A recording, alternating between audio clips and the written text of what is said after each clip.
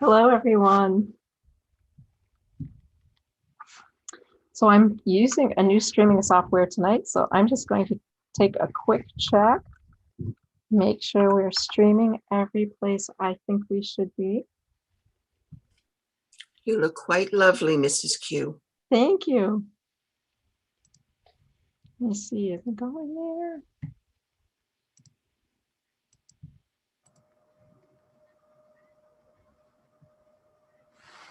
Let me see if I don't know if we're on Facebook and YouTube. I think I messed it up.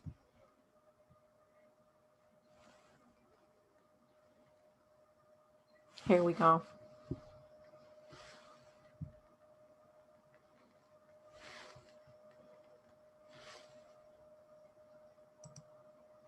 Well, it looks like we're on Facebook, but not on YouTube, which is what I wanted tonight. There we go. There we go. Looks like we're in both places now.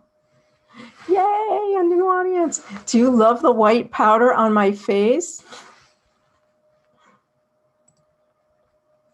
So those of you who are here on YouTube and Facebook, send me a little message so I know you're there and where you're from. I'm using new software tonight, so I'm hoping to see all your messages in one place. It's great to see everyone. It is, what is it? It is May 7th. The year is 1789.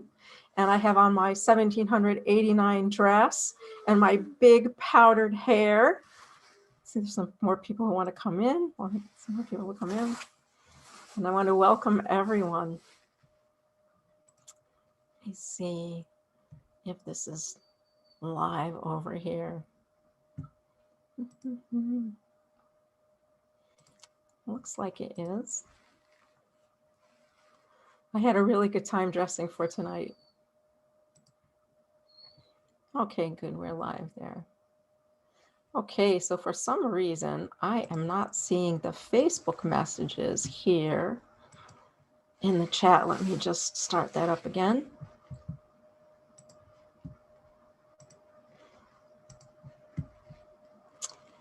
Okay, so it is wonderful to see everyone tonight. Hello, everybody. Thank you. I had so much fun getting dressed tonight, as you could imagine. Had a really good time getting dressed. I'm going to make this a little smaller so I won't have as much bright light in my face. Oh, maybe that's not going to work. Oh, it's always something every week, isn't it?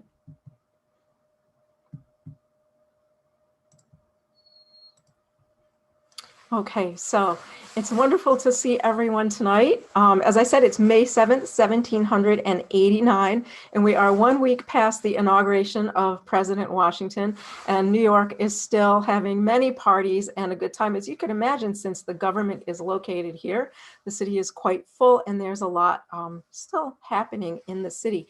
Now, tonight we're going to talk about the Sons of Liberty and the origins of the Sons of Liberty.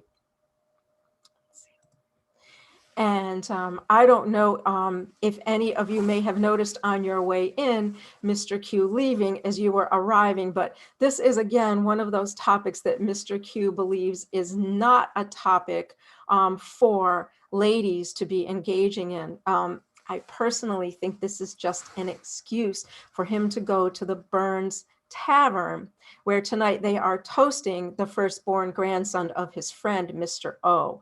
And I think that the topic for tonight is just an excuse for Mr. Q to go to the Burns Tavern and, you know, have a few, as we might say. So maybe he will return while we're doing this. And I'm sorry to be looking away from you, but there's something here I'm trying to do, and I'm trying not to be completely incompetent at it. And I hope I didn't turn myself off. Oh, I think I turned myself offline again.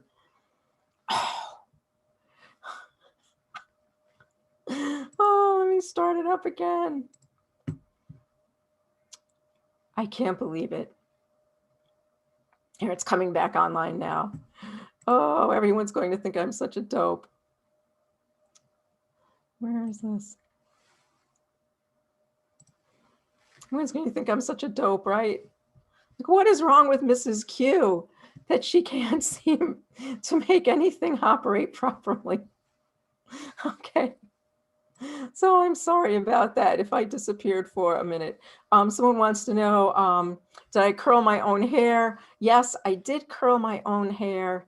And I left this wig in curlers for a week.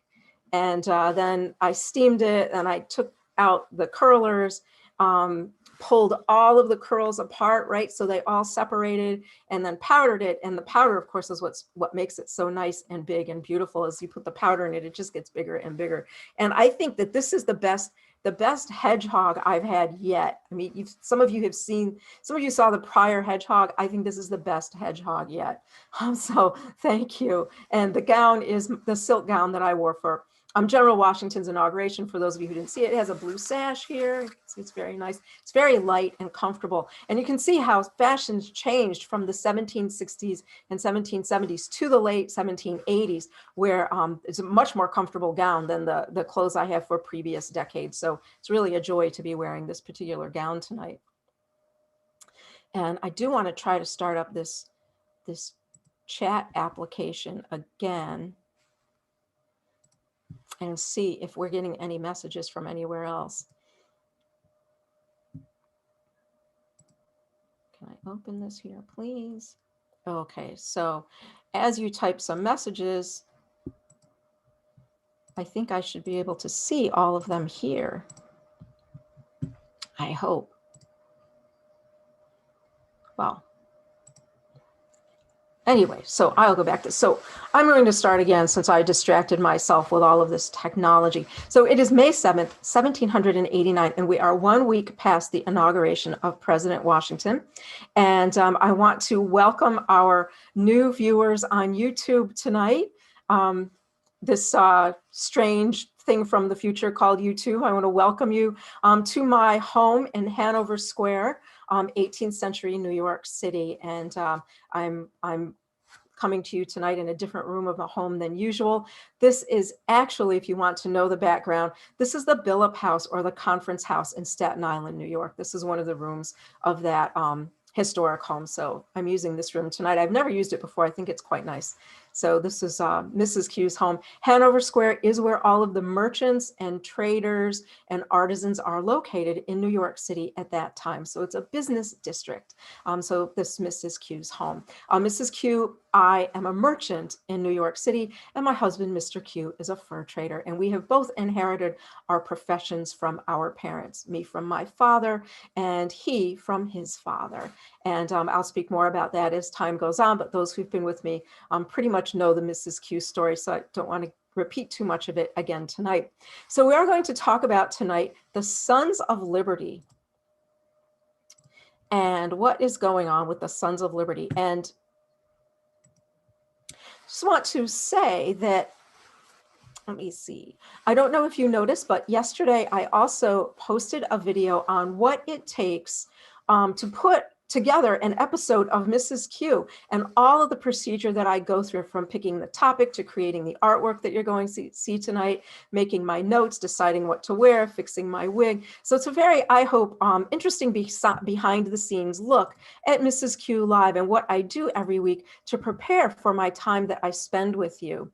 And if you feel so inclined, if you're enjoying Mrs. Q, please consider supporting my Mrs. Q project. These are the different ways you can support Mrs. Q: on PayPal, Venmo, or become a patron on Patreon. So these are some of the ways you can help me keep my Mrs. Q project going every week. And I very much appreciate all of you all of you who have donated over the past year, thank you very, very much for that. So let's get started with the Sons of Liberty. And I want to go back to our original background here because I don't want to leave that up to annoy you. So the Sons of Liberty, I believe in your time, you believe the Sons of Liberty started in a place called Boston in a year of 1765, around the time of the Stamp Act.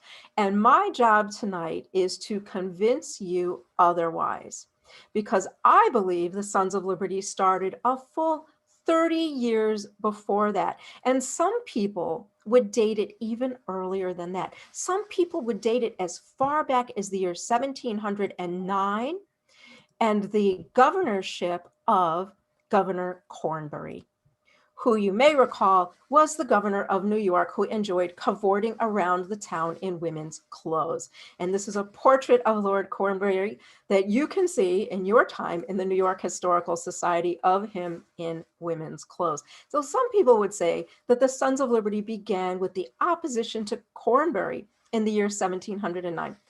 I think that might be a stretch. So instead, I am going to start in the year 1735 with the publication of this issue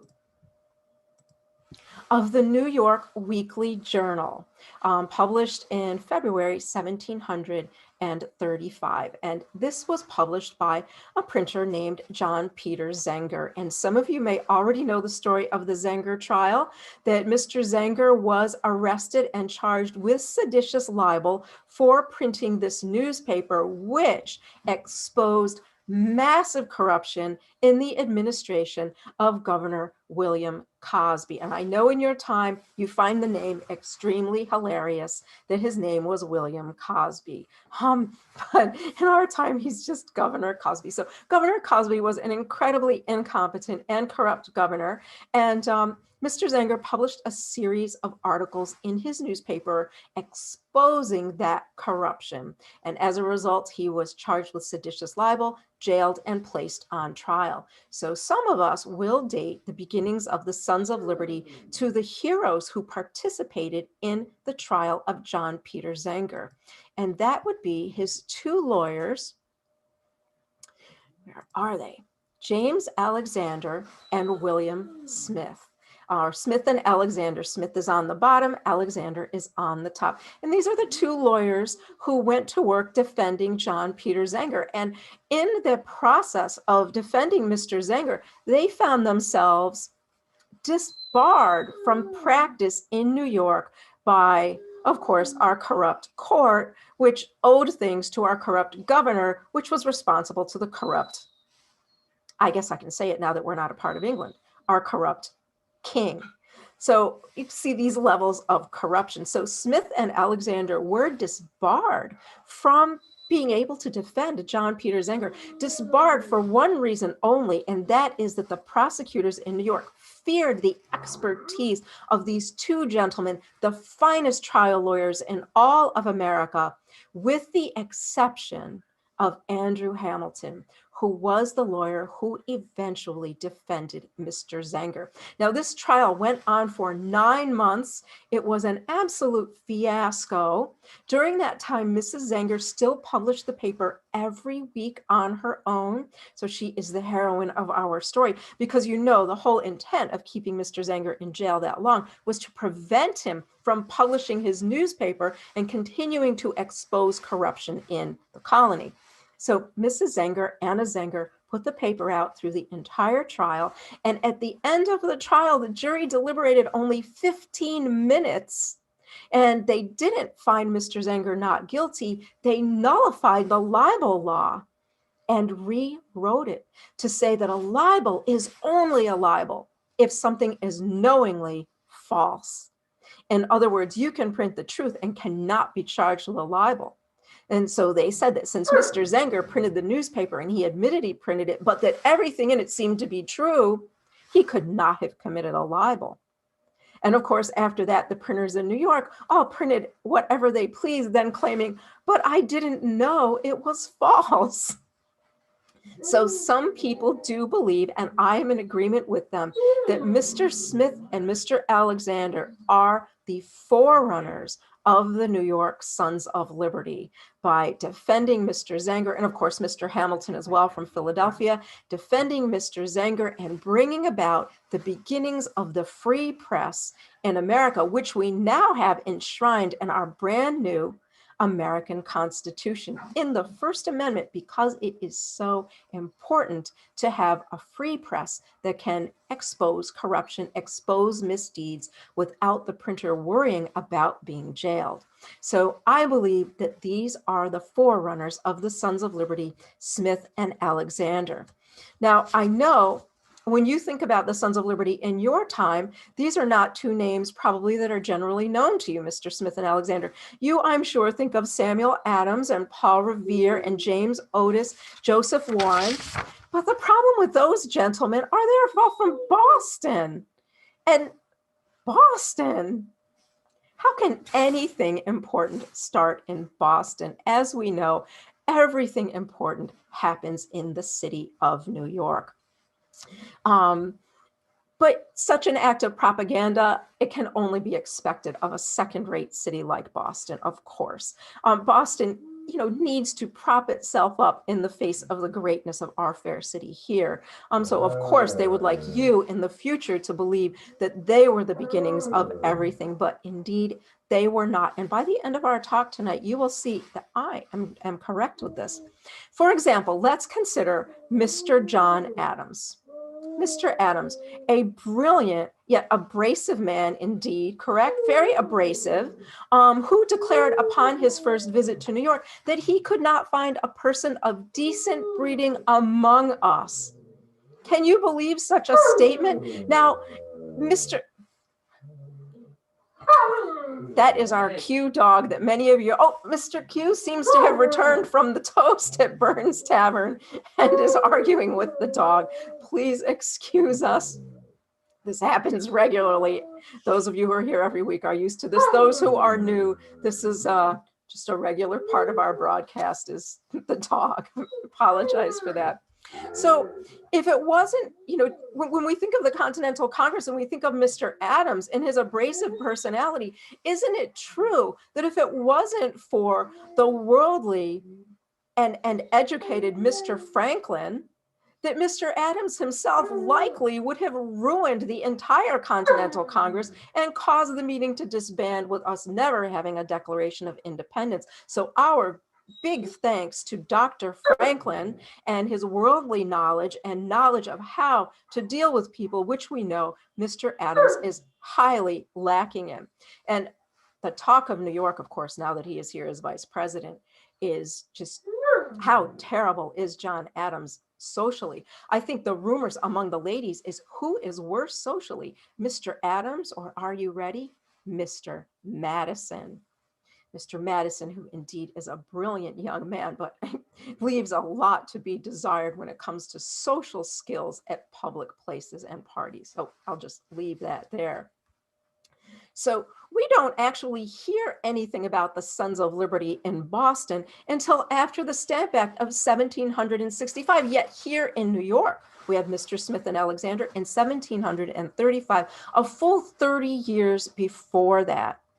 Now, as a result of Mr. Smith and Mr. Alexander, we're going to get new names in the New York Sons of Liberty. Names I hope you will all remember. Mr. William Livingston, the brilliant lawyer who was taught by Mr. Smith and Alexander, and his two law partners, John Moran Scott and William Smith.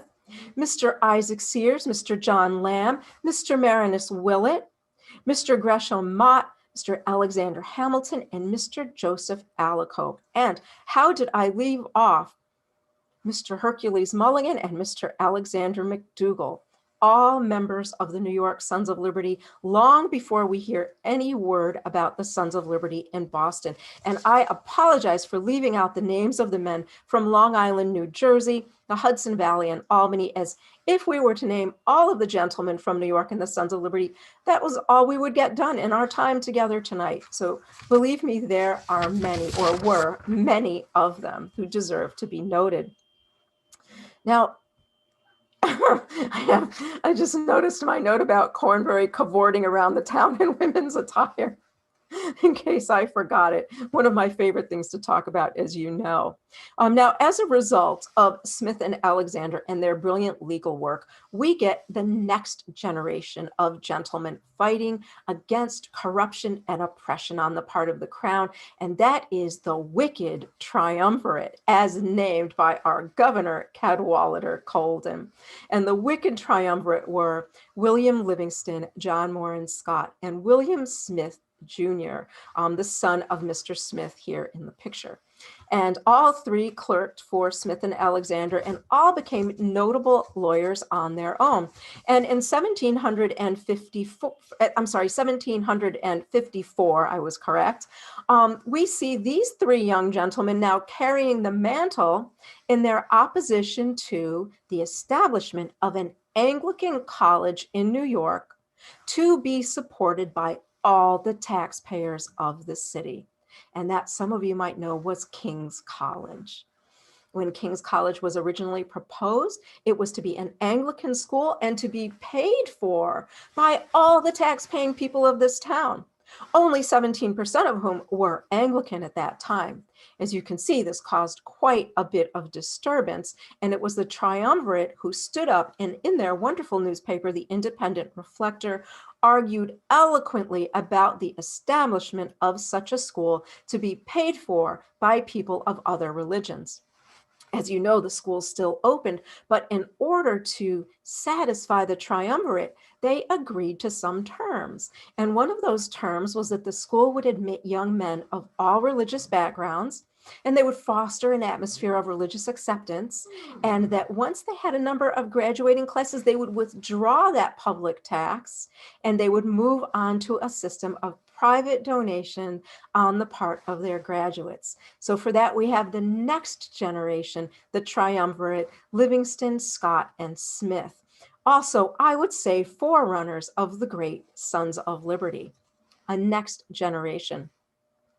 And also, we should remember that it was the great William Livingston who taught the law to our current first Chief Justice of the Supreme Court, Mr. John Jay, and also mentored our first Treasury Secretary, Alexander Hamilton. So we have much to thank Mr. William Livingston for. Now, in July of 1764, the year before the Stamp Act, I believe we really did have our very first incident that you could truly call an incident of the Sons of Liberty. Let me see, I'm looking at some comments that John Adams was obnoxious and disliked, you know. I'm looking to see Mr. Franklin doesn't seem to be joining us tonight. Mr. Franklin joins us some evenings. I'm sure he had quite a bit to say about Mr. Franklin. Hold on here just a moment. Oh, I don't like it when I do that. Who do I have to show you next? Coming up will be the Stamp Act, but we're a year before the Stamp Act in 1764. And in New York City, we had an incident regarding the impressment of fishermen into the British Navy. Now, some of you might remember this, that it was an unruly dog in an unruly city. I suppose it all goes together.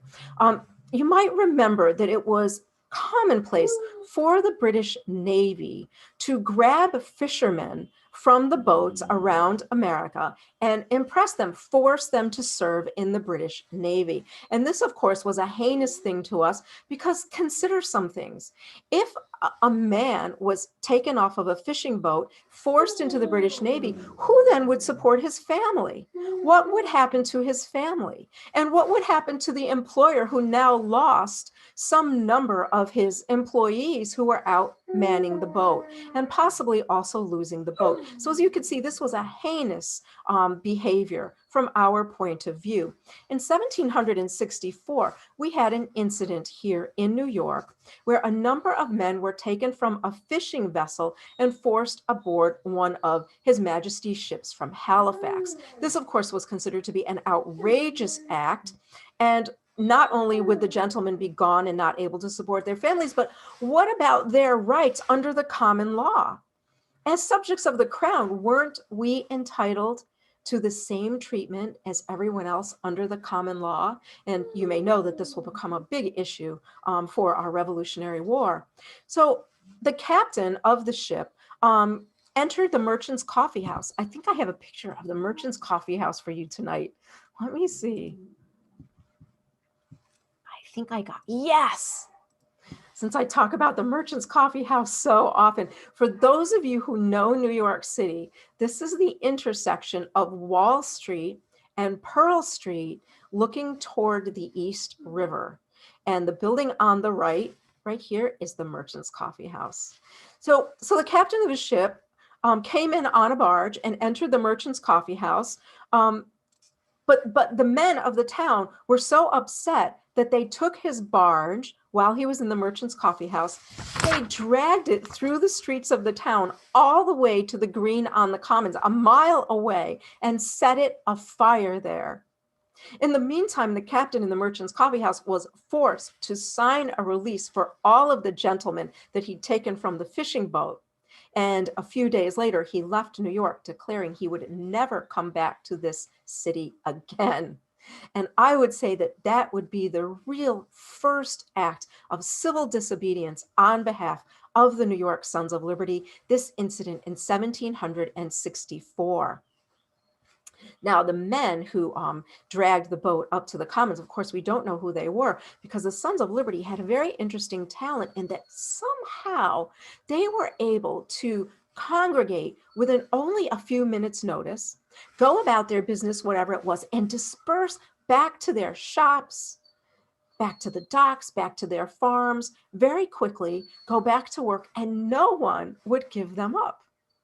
Now, how these gentlemen organized so quickly is still a bit of a mystery, as they have never disclosed their technique for doing this. But this became very effective, that hundreds of men at once could gather, commit some sort of act of disobedience like this, dragging the ship up to the Commons or hanging a Tory by the seat of his pants on the Liberty Pole, and then dispersing quickly back to their homes and professions without anyone seeming to have seen anything or recognizing any of them.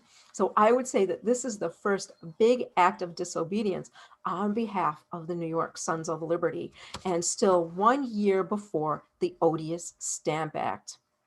Now, as time went on, our brave lawyers continued to engage in acts of disobedience against the crown, mostly by publishing articles in the newspapers to keep the town in a state of excitement and rebellion, and of course, beginning to advocate for something called independence.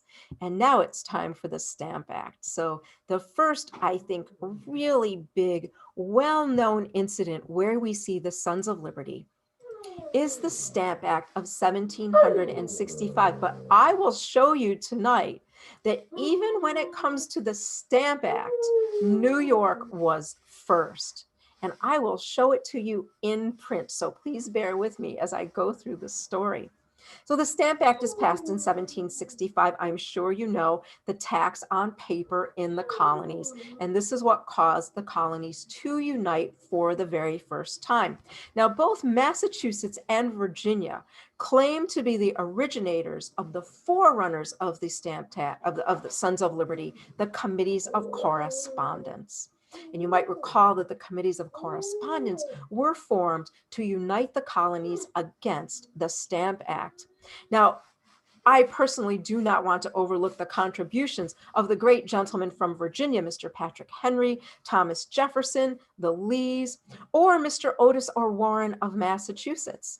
But we were the first to have a Committee of Correspondence 9 years before this, when the Assembly of New York appointed a Committee of Correspondence to correspond with the other colonies and named the Chancellor, Robert R. Livingston, as its head. So still 9 years before we see the Committees of Correspondence in Virginia and Massachusetts, we have it on record that such a committee was formed by the Assembly of New York. Now, when it came to enter the boycott, as you would call it, or the non-importation, non-exportation agreement against the Stamp Act, again, it was the city of New York that was first in doing so. And I have for you here, for you to see yourself, an article from the Boston Evening Post, dated December 9, 1765, thanking the men of New York for being the first to organize the non-importation, non-exportation agreement against the Crown. So what better proof can we have here, my friends, than that New York was indeed the beginnings of the Sons of Liberty, and that Boston, always feeling insecure when held up to the greatness of our city, New York, has put out a constant stream of propaganda that they have been first at everything. Now, I have no idea how well their propaganda has worked by your time, but I have heard from some of my time traveling friends that in your time you have not even heard the names of the men in the New York Sons of Liberty, our great men, Alexander McDougall, Hercules Mulligan, Marinus Willett. Of course, I believe you know Alexander Hamilton. And I hear that in your time you also know Hercules Mulligan, the tailor now. But so many New Yorkers who contributed to independence and the rebellion against the Crown as Sons of Liberty. So if you have any questions, or if you would like to debate me in this matter, that Boston was first, I would be happy to entertain your disagreements if you have them.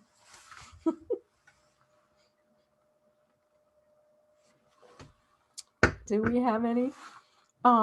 Someone didn't know there were hundreds of Sons of Liberty. There were hundreds in New York, and as well as other towns, there were Sons of Liberty, not just Boston and New York, the Philadelphia, Richmond, they were along the East Coast. Now, the Sons of Liberty from town to town did not always get along with each other.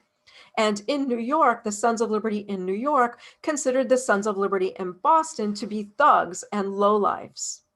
And the Sons of Liberty in New York at one time also complained that the Sons of Liberty from Albany had come into New York and were interfering in their business here. So we have incidents where the Sons of Liberty themselves didn't get along. And oh, how can I forget the Sons of Liberty of New York divided into two factions when the two leaders had an argument among themselves over the behavior of the Sons of Liberty, and divided into two separate factions as well. One faction who continued to do things like hang people up by the seat of their pants on the Liberty pole, drag them around on the commons, force them to ride the rails, and another faction that believed that the activities should be political activities only, because the other activities discouraged people from joining the cause.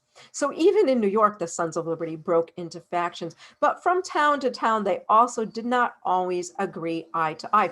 One of the things the Sons of Liberty in New York thought was ridiculous was that the Boston Sons of Liberty dressed up in costumes when they threw the tea into the harbor.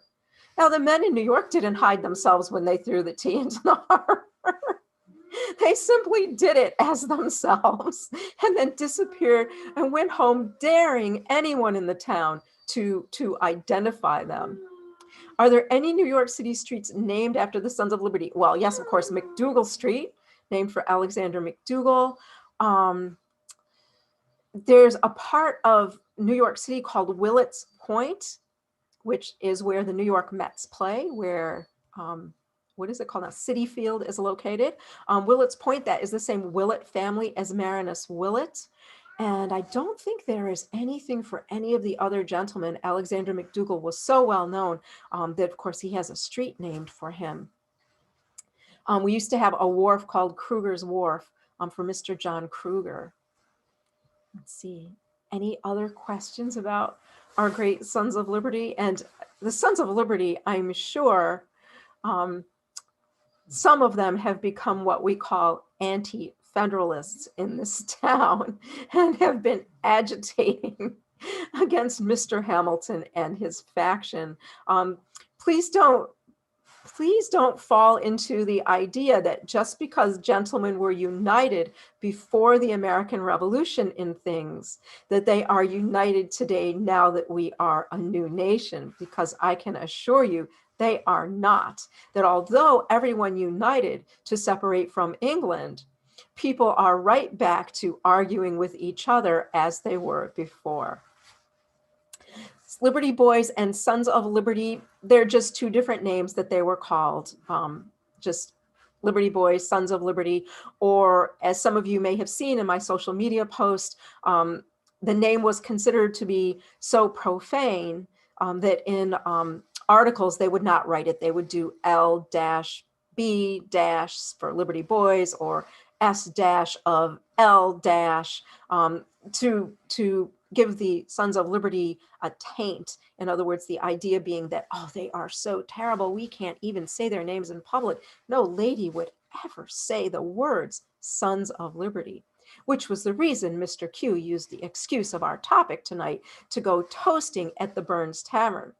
And may I remind you that when we toast in New York, it is not one toast, but you may remember in the summer of 1776, when the gentlemen toasted General Washington, I believe they toasted 27 times.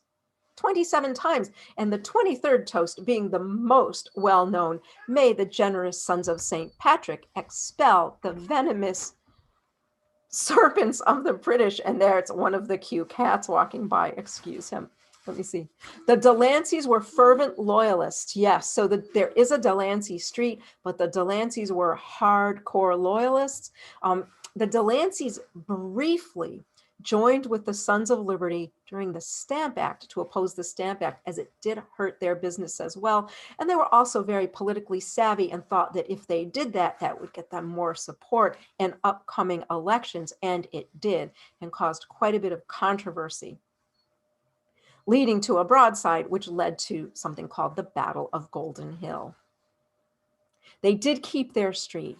The Delanceys did keep their street.